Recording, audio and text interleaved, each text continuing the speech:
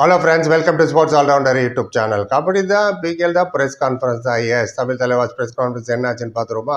60-29 31 பாயிண்டில் ஜெயிச்சிட்டோம். எல்லாம் ஹாப்பியாக இருப்பீங்க. நைட்டை ரிவ்யூ போட்டோம். 5000 பேர் பார்த்துட்டீங்க. பார்க்காதவங்க போய் டக்குன்னு பார்த்துட்டு டக்குன்னு உங்கள் கமெண்ட்டை கொடுத்துருங்க. Play for pride, play for fan நான் முதல்ல ப்ரிவியூலே சொன்னேன். அதை கரெக்டாக செஞ்சாங்க. போனஸ் எடுங்கன்னா போனஸ் மட்டும் கான்சன்ட்ரேட் பண்ணு. தி டிட் வெல் எல்லா டிபார்ட்மெண்ட்டுமே. எனிவே நிதிஷ் வந்தார் கூட கேப்டன். அவர்கிட்ட ஒரே ஒரு கேள்வி தான், அது என்னன்னு சொல்லிட்டு அப்புறம் பாக்கி சேரன் அண்ணா என்ன சொன்னார் பார்ப்போம். நிதிஷை கேட்டாங்க. அப்புறம் next match Bengaluru Bulls.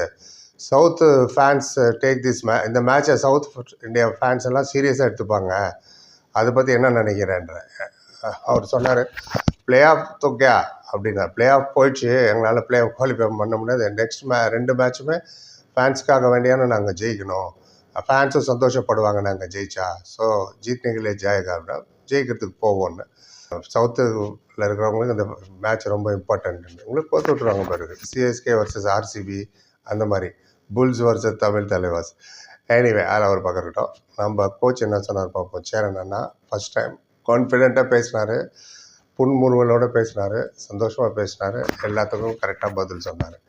SK நீ சொல்லு என்ன சொன்னாருன்னு அப்படிங்கிறீங்களா? ரைட். இன்னைக்கு பர்ஃபார்மன்ஸும் பிகே 11 பர்ஃபார்மன்ஸும் தமிழ் தலைவாசு பற்றி என்ன நினைக்கிற, ஹவ் யூ सी அப்படின்ட்டாங்க. சொன்னார் आज का परफॉर्मेंस डिफेंस और ऑफेंस भी अच्छा खेला, इससे पहले नहीं दिया ऑफेंस और डिफेंस अच्छा तो था पूरा टूर्नामेंट में, लेकिन ऑफेंस फेल हुआ, आज दोनों अच्छा खेला इसलिए जीती अंडर. அதுவும் இன்றைக்கி ரெண்டு டிபார்ட்மெண்ட்டுமே ரொம்ப நல்லா விளாண்டாங்க. இன்றைக்கி பர்ஃபார்மன்ஸு டிஃபென்ஸ் அண்ட் அஃபென்ஸு கொஞ்சம் நாளாகவே ரைடிங் அதான் அஃபென்ஸ் அவ்வளோ சரியாக பர்ஃபார்ம் பண்ணல. பட் இன்றைக்கி நல்லா பர்ஃபார்ம் பண்ணாங்க. வி ஆர் ஹாப்பி, ஜெயிச்சிட்டோம் அப்படின்ட்டாரு. அப்புறம் இன்னொருத்தர் கேட்டார், என்ன அப்படி என்ன தான் ஃபோக்கஸ் பண்ணீங்க, இப்படி டக்குன்னு நல்ல பெர்ஃபார்மன்ஸ் வந்துருச்சு, இவ்வளோ நாள் ஏன் இது வரைக்கும் பண்ணலன்ற மாதிரி கேட்டாங்க. சொன்னார், हमने मनिंदर को फोकस किया और वो सक्सेस हुआ. மனிதரை நாங்கள் ஃபோக்கஸ் பண்ணோம், சக்ஸஸ் ஆயிடுச்சு. அவர் பாயிண்ட் எடுக்க உள்ள ரைடிங் மேபி சக்ஸஸ் ஓகே ஆமாறானா ரைடிங்கும் எங்களுக்கு ரொம்ப சக்ஸஸ்ஃபுல்லாக ஆயிடுச்சு. ஈஸிலியே மேட்ச் ஆராம்சே ஜீதியா, அதாவது ரொம்ப ஈஸியாக ஜெயிச்சிட்டோம் அந்த மேட்ச், அதனால தான் அப்படின்னாரு.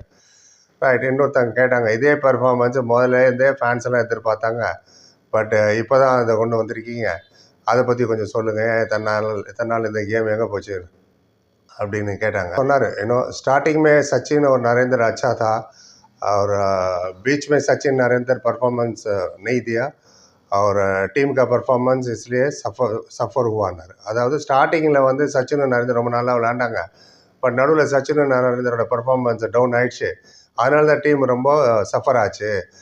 और ऑफेंस अच्छा खेला, एक दो मैच में डिफेंस कमज़ोर खेला, बाकी मैच में अच्छा खेला. ஒன்று ரெண்டு மேட்ச்சில் தான் டிஃபென்ஸ் ஃபெயில் ஆச்சு, மற்றபடி ஃபுல் டோர்னமெண்ட்டில் டிஃபென்ஸ் ரொம்ப நல்லா விளாண்டாங்க. அஃபென்ஸ்னால தான் நிறைய மேட்ச் தோற்றோம், இசிலே हमारा டீம் ஸ்ட்ரகிள் हुआனார். அதனால தான் எங்கள் டீம் ஸ்ட்ரகிள் ஆயிடுச்சு.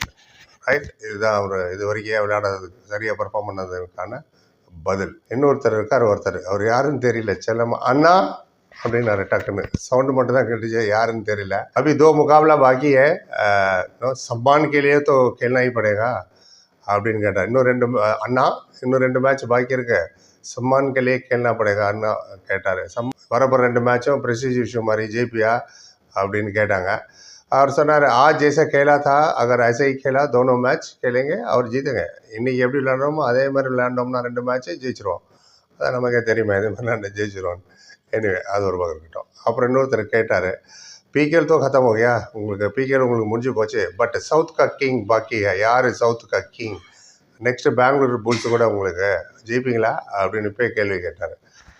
அண்ட் அதான் நம்ம முதல்ல சொன்னதான், சிஎஸ்கே மும்பை ஆர்சிபி மாதிரி இவங்களே ஒரு ரைவல்ரி உண்டாக்கி வச்சுட்டாங்க, தமிழ் தலைவாஸ் வர்சஸ் பெங்களூர் புல்ஸுன்னு சொன்னார். ஃபேன்ஸ்கே லியே தோனோ ஜீத்தனா படேகா, ஃபேன்ஸுக்காக நாங்கள் 2 மேட்ச் ஜெயிக்க வேண்டியிருக்கோம், ஜெயிக்கணும்.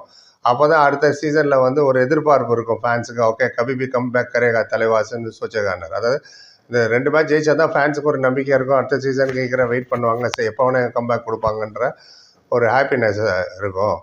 அண்ட் அதற்காக வேண்டிய நாங்கள் நல்லா பர்ஃபார்ம் பண்ணோம், ஃபேன்ஸ் சந்தோஷம் தான் எங்களுக்கு முக்கியம்னாரு. ரைட். திரும்ப அதே தான் அண்ணா. அண்ட் சவுத் கே ஃபேன்ஸ்க்கு எனி மெசேஜ், சவுத்தில் இருக்கிறவங்களோட ஃபேன்ஸுக்கு ஏதாவது மெசேஜ் சொல்ல விரும்புகிறார்.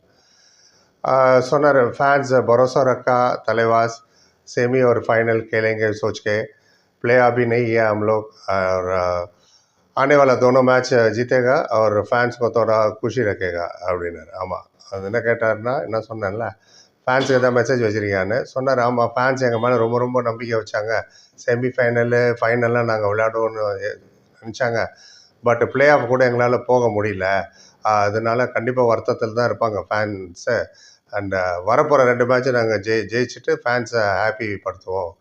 குஷி ரக்கேங்க ஃபேன்ஸ் கோனர். ஃபேன்ஸை ஹாப்பியாக ட்ரை பண்ணுன்ற மாதிரி சொன்னார். இவ்வளோ தான் மொத்தமாக நடந்தது. தேங்க்யூ ஸோ மச்னு நினச்சி கிளம்பி போயிட்டாங்க.